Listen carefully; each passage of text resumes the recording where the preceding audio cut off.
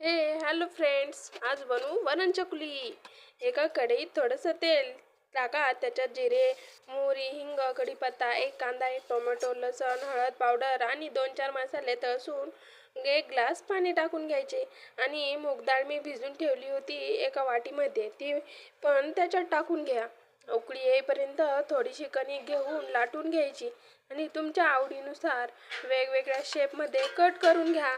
आणि मग काय, लगेच वरणात सोडा, मस्तपैकी शिजू द्या आणि गरमागरम तूप तूप टाकून खायला घ्या.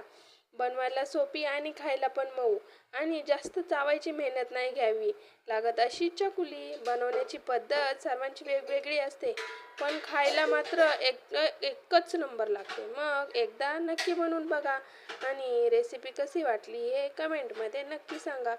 हो, तूप टाका बरं का, तुपामुळे वेगळीच चव येते.